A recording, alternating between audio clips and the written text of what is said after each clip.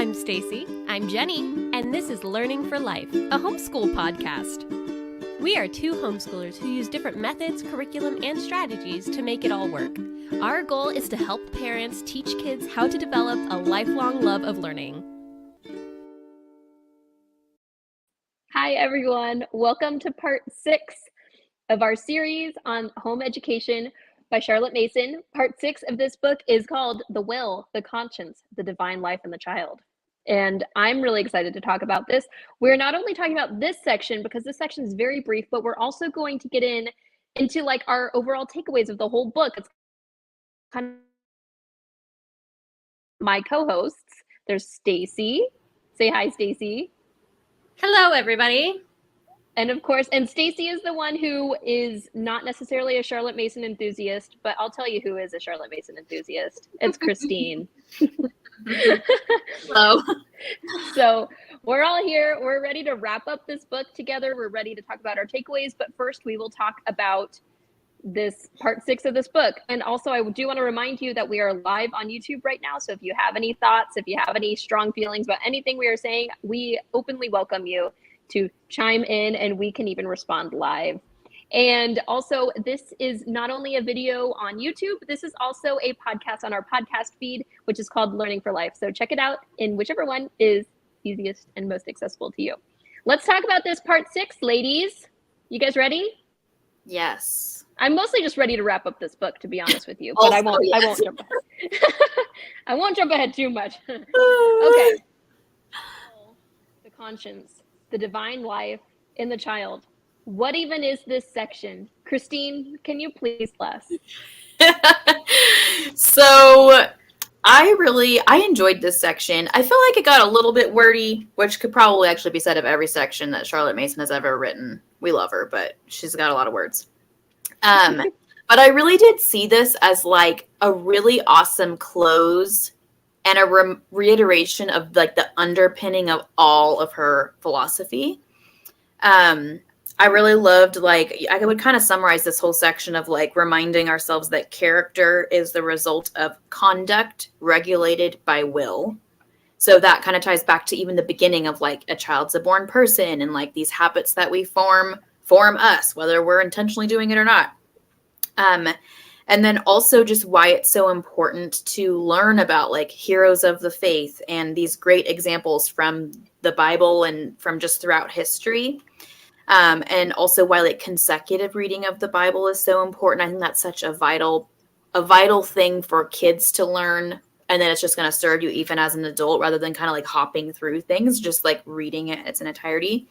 On page 349, wanted to read this part. I have a note on that page too. Perfect. So it's talking about like how you can have like sorry, I'm getting ahead of myself. It's actually page 350. Like basically she's reiterating that the whole point of this is for people to know the word, to love the word, to know Christ. And I know there's people who may not be religious that want to implement a lot of pieces of Charlotte Mason, but you cannot deny the fact that that was really the whole point for people to be able to like have these seeds planted at a young age and then have them like develop over time.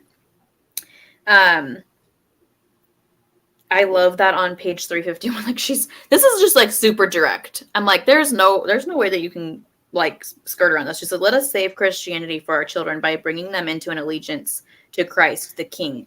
Then she talks about like how and like talking to these different things. So I just thought that even though the section was wordy, like it was just a really great way to just summarize like what was most important to her.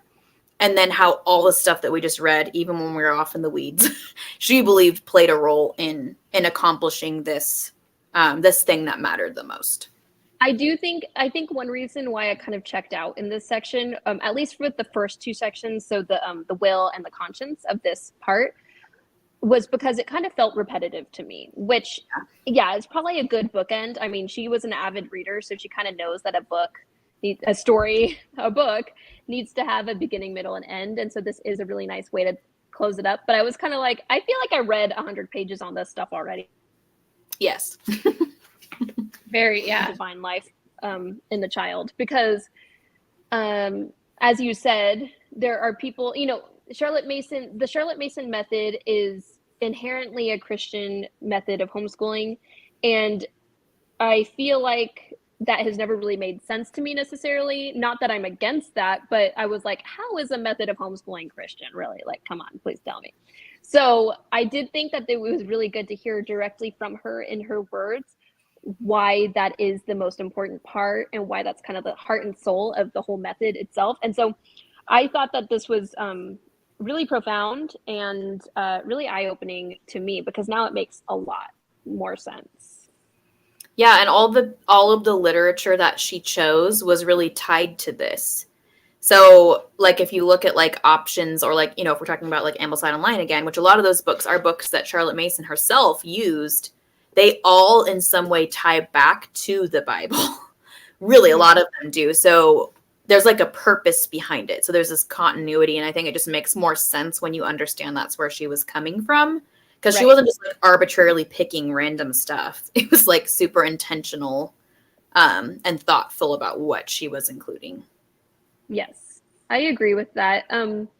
So a few notes that I had, it basically pages like 348 and 349 were where I had notes too. So I said, implant, quote, this is a quote, implant a love of the word. So this is direct Bible readings, not stories or commentaries, which I think is really important.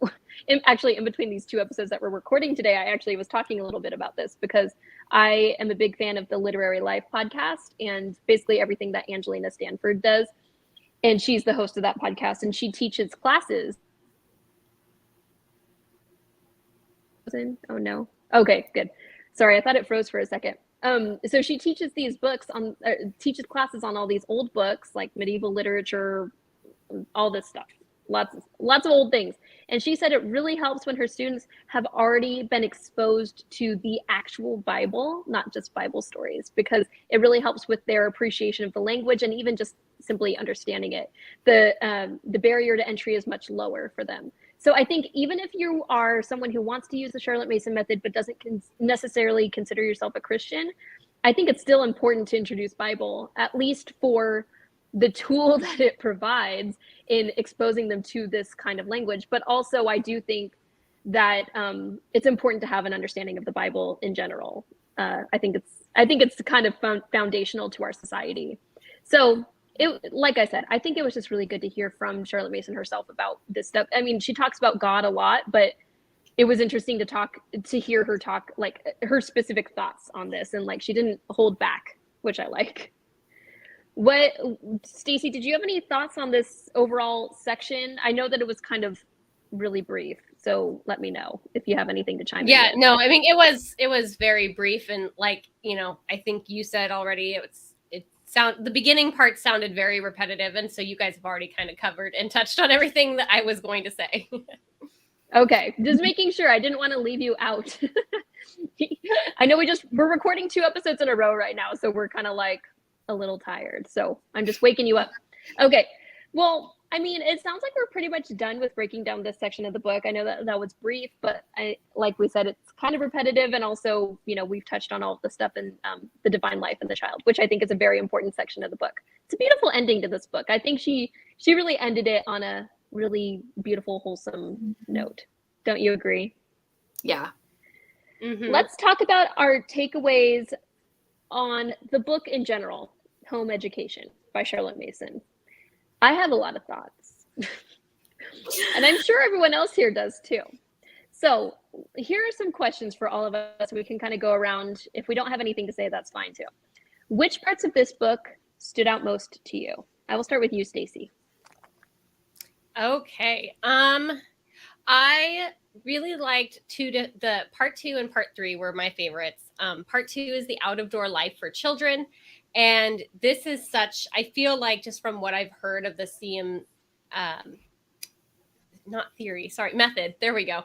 The Charlotte Mason method before reading this book. Because again, I am not familiar with the Charlotte Mason theory.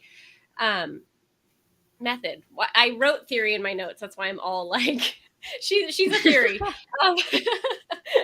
So anyway, it's a really big part with the out of door life, the nature study and all of that. So getting to read that section and really, she didn't get too far in the weeds, but she got, she traveled off the beaten path a little bit to where I was able to kind of see the why behind it. Cause I hear about people talking about nature study and nature journals. And, I just kind of always thought about it as like a workbook for me. Like, I'm like, oh, it's like a worksheet, but no, it's like so much more than that. It's different. So I was able to better understand what exactly this out of door life is and how it is important to the Charlotte Mason method. And then the part 3 was all about habit is 10 natures. I said it in part 3. I love habits. And so it was just kind of interesting to hear the importance of habit from a book that was so far, in the past. I don't know how. I forget. What was this? A century ago? 2 centuries? Where are we at? Late 1800s. Okay. And so, yeah, a lot of years. Pretty early on. So pretty early on, but and also one of the sections in part 3 was how to fix habits. So not letting the fixing of the habit becoming a wedge between you and the child. So really trying to help them understand, like, this is something, do you want to fix it? And they kind of have to take their own responsibility for it. And then just understanding kind of how habits work. And again, really interesting from something that was written a lot earlier, and how, research has there are still books about habits and lots of books about habits. So it's just really, really interesting from that point of view. Okay, Christine, you're next. So I really enjoyed most of this book. I think it was hard to like we've talked about, like going through section part 5, like in just 1 week was a lot. I really do think this book is like best as a reference book, but like I found myself really enjoying most of it. And so I kind of had there were like a couple really main points that I kind of just saw over and over again in this book that I took away from this. The first one was just the concept of like, my job as a homeschooling parent is to facilitate wonder, not to provide entertainment. And that to me just really stuck with me. I just think it's super powerful to remember, like, I'm facilitating wonder and learning. I'm not entertaining my kids. I'm not trying to even make them like me. Like, this is what I'm doing, and it's super awesome, and I'm grateful for it. And I think that sometimes when you're talking about like nature studies and picture studies and all these different things, it can feel like you need to kind of run around entertaining your child. And I just love that multiple points she's reminding us, like, no, like, that's not your job. The other thing that I really loved as a reminder was just not to ever underestimate the power of time outside, because I think it is just like, it's healing, it's restorative. Like, there's just so many great things that come from it. And I love that she obviously had a whole section about that, but it really did come up a lot. So I think that that's really important to remember. And then just also that education is a long game.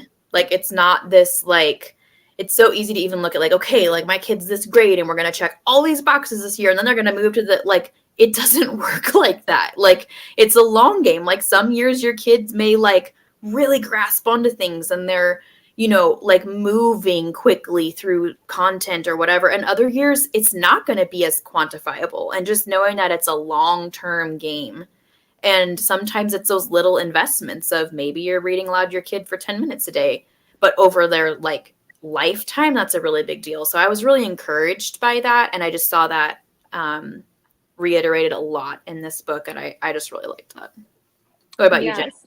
Yeah. So I think I probably took the most away from part 5, which was the one we just did, which was lessons as instruments of education, because I felt like a lot of the previous sections were just a little too abstract and not practical enough for me. I mean, I'm coming from a place where I do consider myself a Charlotte Mason homeschooler. So I'm like, what does she say to do? Because I want to know what to do. Give me a roadmap. And so part 5 did have it answered a lot of questions for me. And I really loved a lot of the stuff in there, the math, the history, teaching reading. A lot of it was just really like edifying to me. And it made me feel like I was doing things right, or I'm on the path to doing things right. Or now if I wasn't doing it right, now I know what to do. So That's why I really enjoyed part 5, because it was a lot more practical than the rest. Because I was just mostly looking for, hey, how do I do this, guys? How do I do this? Charlotte, come and tell me. So that's where I was coming from as far as this book was concerned. Let's move on to our next question. What have you applied from this book to your life already? Stacey, you first. Okay, so the section it was in the habit section, my favorite one, but she's talking about like the habit of like doing work, like having your child sit down, and when it's time to do the lesson, you just do the lesson, short lessons, but it's very focused. And she was writing and she was talking about a child that just wants to dawdle on their math and just like kind of complains about it and whatever. And I was like, she's speaking to me, because she was describing one of my children.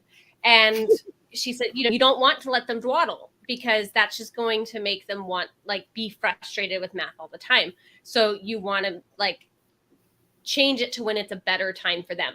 So I have been able to, when I see them getting frustrated, saying, hey, why don't you go take a break, take a 10-minute trampoline break, go outside, and just by themselves, nobody else needs to get up and go outside or whatever. My other kids are doing their lessons, and it's been working to where it's okay, go get some energy out, think, be outside. That's another thing. And then come back. So I've been trying to keep the dawdling to a minimum, trying to keep the learning time focused, which has actually been helping my homeschool go faster, which is really great. And then the second thing is narration. So I have been really trying to, and when I say started implementing, I mean, so have not been implementing this whole time, but I have really noticed that being able to retell accurately, especially I've noticed it the most in when I have two children fighting, because only mine do that, right? And then they come to tell me they have an issue in another room. They come to tell me, and you listen to both sides of the story, and you're like, this is not matching up. But one is telling you about what happened 10 minutes ago, and the other one's telling you about what happened just 30 seconds ago. So I've just been trying to help them realize, okay, you need to find those important details. You need to, let me know what's really important. Not necessarily, I don't need to know that you had it 3 days ago, and now for some reason that applies here. It doesn't. So, yeah, I definitely have been implementing the narration, having my kids do that after they read aloud to me. I should probably try to add it in after our group read alouds, but currently the best time that we do those is at bedtime. And so by the time I'm done reading, I'm like, okay, peace out, guys, go to sleep. So I just, that's something else I just have to muster up the energy for to make that happen at the end of the night. All right, Christine, you tell us, what have you applied to your life from after reading this book? So the timing of this was really cool for me, because I knew before we read this that I was going to use 100% Ambleside Online, Charlotte Mason, because I've been a Charlotte Mason-ish homeschooler pretty much the whole time. But I've never been okay, I'm doing this 100%. I'm both feet in, which I do think it's kind of a process. It's not something you just jump into usually overnight. So it was really cool to read this and be able to implement so many little things into just how I'm scheduling our time. So I have in our schedule that's all ready for when we start school officially in a couple of weeks, chunks for where they're doing their independent reading. And I know I've built in time for narration, which was something I didn't do before. And that was kind of frustrating to me, because I saw the value in narration and we started doing it. But then even though it doesn't take much time, I wasn't planning for that to be taking place. So then I felt I was rushing the kids, and that kind of defeats the whole purpose. So I have a lot of really little practical things like that I've done. But my favorite things that I've really implemented, the first one is the nature calendars. And being the person that I am, I used to want to be a naturalist. When I was a kid, I wanted to grow up and be a naturalist. So I'm already predisposed to that anyways. And we've done like nature calendars. I know we've talked about this in the other videos, but I gave them like each a calendar for like the school year. And it's super cute. It has like butterflies and whatever on. I found it on clearance at Walmart. It was perfect.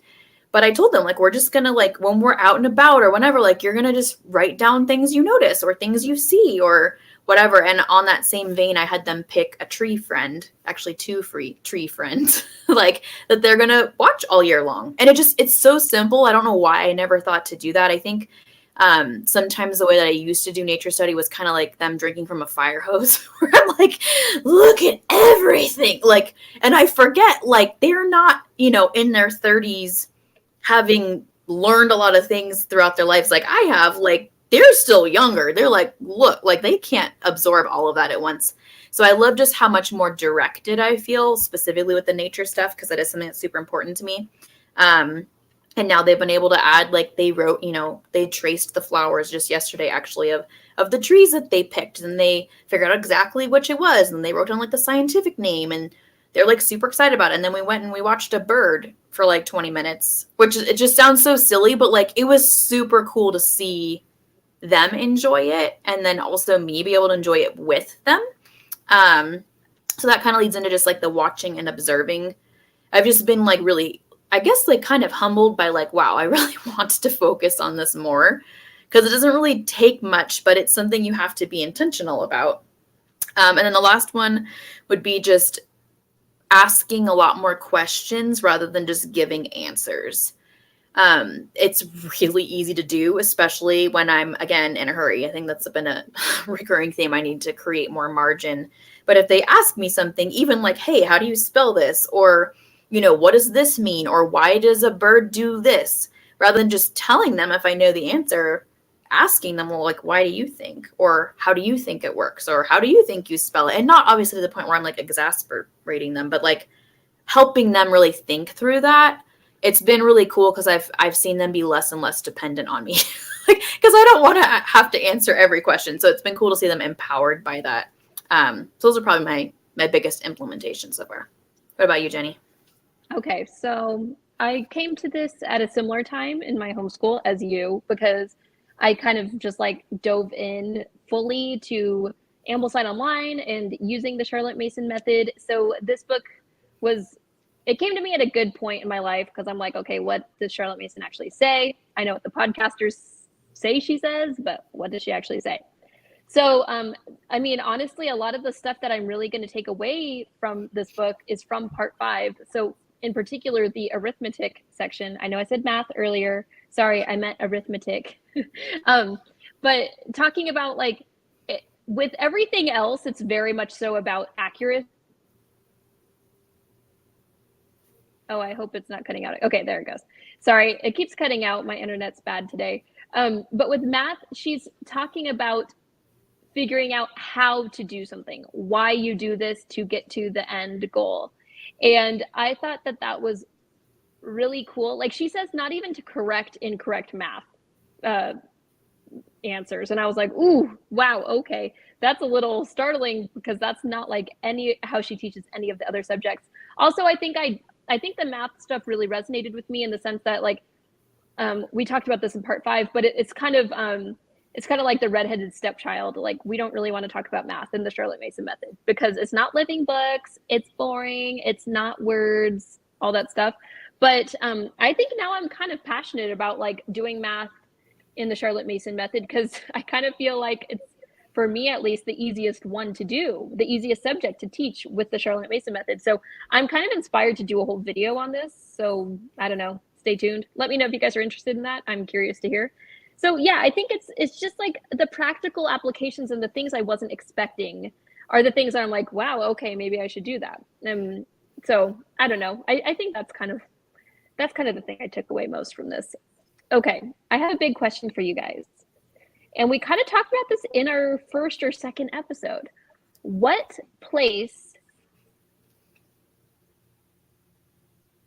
What a cliffhanger.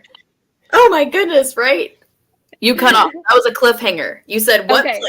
We're ready. What is it? What place do Charlotte Mason's teachings have in modern life? You guys tell me. Who wants to start? I'll go first. Okay.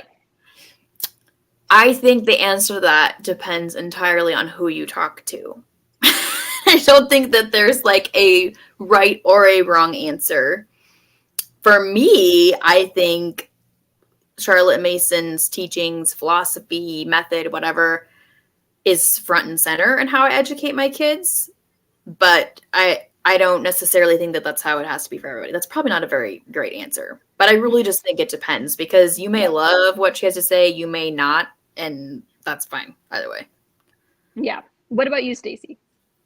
Okay, so the one thing that I think anybody can take away from this, no matter what method you follow, no matter what curriculum you use, but the one thing that Charlotte Mason was talking about is having children want to learn.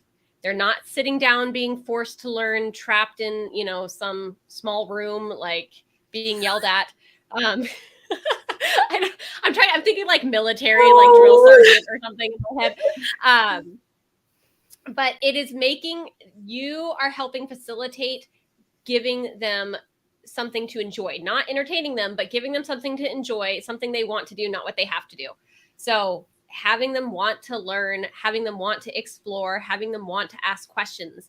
And no matter what method you're using, this should kind of be everybody's goal, is just to have your child want to learn more.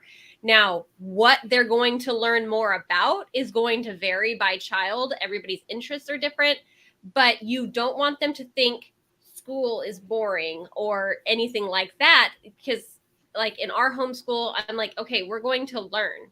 Like, we're not just doing school work. Like, because we have, my children have done that too, where it's like, oh, we don't want to do school today. And I'm like, you guys don't even realize half the time you're doing school, but I don't call it school. So you're just learning. So yeah, that's the biggest thing. And I know there is a book, Christine, that you were talking about, When Children Love to Learn. Can you talk a little more about that one and who wrote that? Yeah. Are you okay if I jump into that, Jenny, or do you want to? Oh yeah, go ahead. Okay. So there's a couple of books that are like Charlotte Mason-ish companions. So the first one, this is When Children Love to Learn, and this says a practical application of Charlotte Mason's philosophy for today.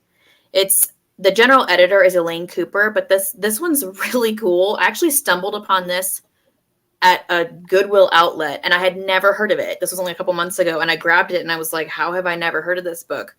But it's a bunch of insights on Charlotte Mason's philosophy by a lot of people who were actually teachers at her schools, or like some of them even directly worked with her. So it's a really cool insight because it's people that have like firsthand experience with how she did things, but not her.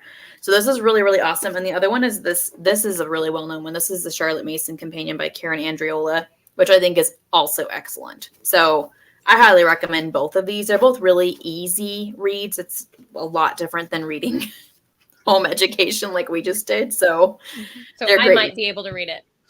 Yes, especially the Charlotte Mason Companion. I think it's great. The Victorian pictures drive me nuts, but that's okay. We'll look aside from those. We'll just like no kid just sits there like this, but it looks cool. So that's fine. Okay, I actually do really want to read both of those, and it's funny because I don't think I've read either. I don't think I've even read the Charlotte Mason Companion. In a bit, we'll get into more books that we recommend for if you are looking to read more about the Charlotte Mason method. Really quick, I just wanted to add my 2 cents about the question, what place does the Charlotte Mason method basically have in modern life? I think the thing that has always drawn me to the Charlotte Mason method, and the thing that I think makes it stand out most compared to other homeschool methods, is the exposure to beauty. So, I mean, how many other curriculums have you do poetry? How many have you do picture study or composer study or any of these things that have to do with art or reading really, really good literature? I mean, I haven't found anything. And these are things that I think are going away. I mean, it's been known for a while now that art programs are the first ones taken out of the public schools when they run out of funding.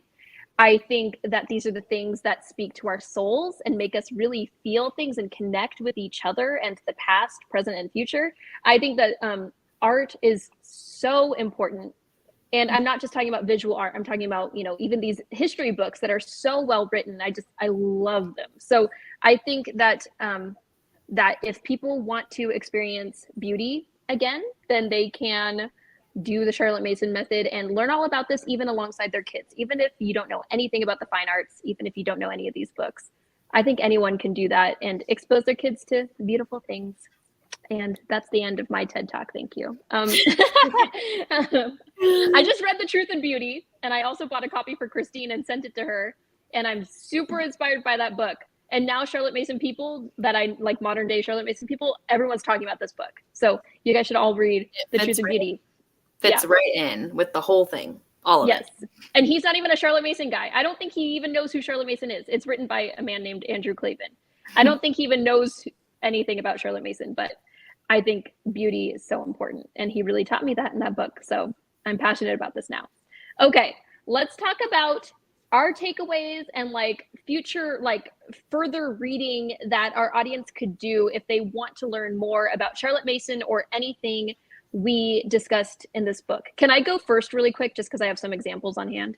Yeah. Okay, so the few books that I have on hand. So Stacey, earlier today we were talking and she kind of brought up the book For the Children's Sake. I think she did. I don't know. This is by Susan Shea. Okay, I'm not frozen anymore. Okay, so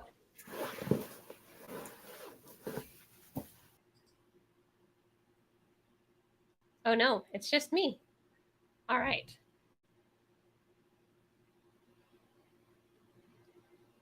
Okay, so I don't see Jenny coming back, but I think I maybe just heard her. We'll give it just another second. Okay, hello, am I All right, here? Jenny's back. Hello. Okay, so I wanted to talk about For the Children's Sake really quick. This is usually people's like gateway book into even understanding or learning who Charlotte Mason is. So, oh my gosh, my internet. Okay, someone else talk because my internet keeps cutting out. Did you have books to share, Stacey? I don't. Do you? You had those two. Well, I shared those two just now. But I do think it's kind of cool to be able to, this is me as a person that loves to learn. So I know I'm on like one end of the spectrum. So if you're not this person, don't worry. But I think it's really cool to be able to read books about Charlotte Mason in contrast with like Susan Wise Bauer's The Well-Trained Mind, which is a really great look at classical education, which we talk about this in the first video. It's very similar, but it's different. So I think that's really cool. I think that there's some really great books like The Call of the Wild and Free by Ainsley Arnett that give you a snapshot of like some different philosophies, because I mean, Charlotte Mason might not be for everybody. I think there's stuff everyone can take from it, but sometimes it can be a great like launching pad into realizing, oh my gosh, like I want to be a classical educator that, you know, has my kids learning Latin and whatever. So I'm a huge advocate for like checking it out. Like if you don't have to love it, you know, you don't have to necessarily implement it, but it doesn't hurt to learn. It looks like okay. Yeah, no, Yeah, I'm glad you brought that up, Christine, because that's actually like what I was kind of taking away from this. Again, being an eclectic homeschooler, I love different pieces from all the different homeschool methods, but I can't say that I've really dived into any of them specifically. So this is I'm now probably more Charlotte Mason knowledgeable than any other method out there. So for me, what I would love to do is to go find some other, you know, starter books to help me understand Waldorf, help me understand classical, help me understand Montessori, and just kind of learn a little bit of all of them, because I do feel like there is so much good. And I do feel like all the different homeschool styles have that main thing in common, is where they just want their children to love learning. So whatever way works best for you as a teacher, whatever works best for students, is how it should go. Jenny, do you want to share books? Yeah, sorry. Now it looks like my internet's okay, but I'm sure the moment I start talking, then it won't be. So yeah, For the Children's Sake, this was like a gateway book for a lot of people. So check this out. It's kind of more like a family's introduction to Charlotte Mason and how they were able to transition from, you know, their kids being in, I believe it was private school, but still a school nonetheless, into using Charlotte Mason in their home, the Charlotte Mason method. And then also I have 2 books by Karen Glass. This is No and Tell. This is the one about narration. And I would highly recommend this for anyone who's interested in narration. It doesn't even really seem super Charlotte Mason specific. So I recommend this. These are all available on Amazon. And then really love, and this is about, it says Charlotte Mason and the Natural Laws of Education. And I think this is something that we get into a little bit in this book, but I think it might be in other volumes. Christine can speak to that. The natural laws of education, and also just like the science of relations and all that. So I think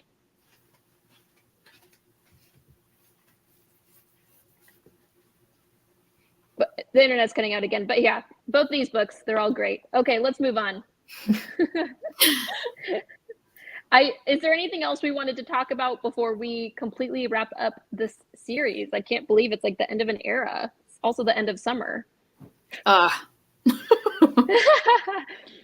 think this is a hard book, and I don't want people to walk away like discouraged from the Charlotte Mason method. It's a hard book even for people like Christine and I who read a lot, and especially read a lot from this era. I mean, like Victorian books are like the best. So Stacey there has the modern annotated version translation, and so it's a lot easier, it's a lot more accessible. The only thing I would say is that there were some things that weren't included in there, obviously, if it's like a shorter modern translation. So if you want Charlotte Mason's actual words, read the volume, like if you're serious about it. But if you just want to like figure out if this is like semi for you, then you can check out that translation that's available on Amazon. That's actually my copy, Stacey, so I expect it back. I'm just kidding. You can keep it. Can I add something? You can have it.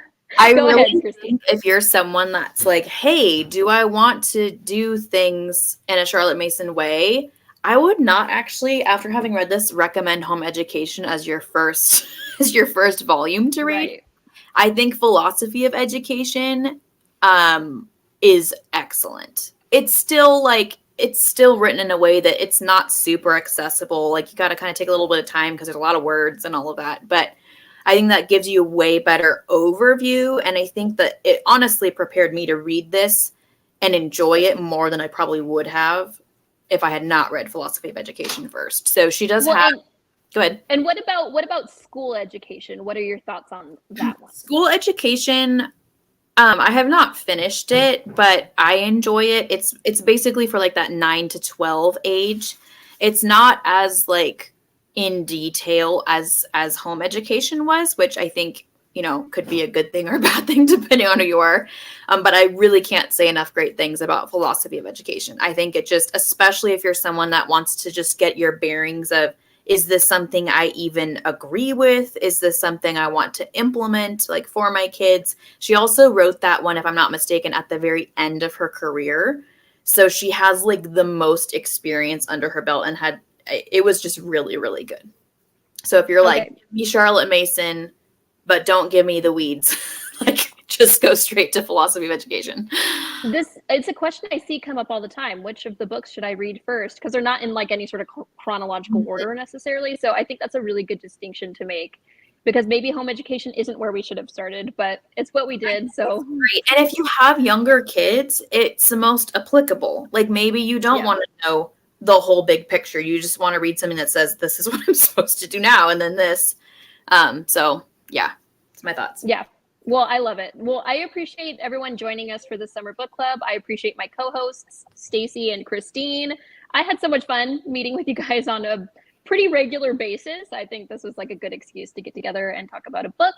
So if anyone has any book recommendations that they would like us to do for potential future book clubs, let us know. You can always email us at kidslearningforlife@gmail.com. You can also just find us on social media. We're at Kids Learning for Life everywhere. You can also check out our website, as Stacey just had it up, kidslearningforlife.com. We have our new film unit studies out, and we would love for you to check that out if you want to learn together as a family while watching movies. I mean, how easy. We couldn't have made it any easier for you to homeschool your kids, so do it. And also, I wanted to remind you that Christine can be found on her blog, ChristineGustin.com. She also has wonderful YouTube videos in which she kind of goes more in depth about the Charlotte Mason method and how she's been using it this year, which I love. I love hearing about that. And I think other people will too who are interested in this whole series. So I think it's time to wrap up our book club. Thank you guys for being here, and we will see you next time. See you next time.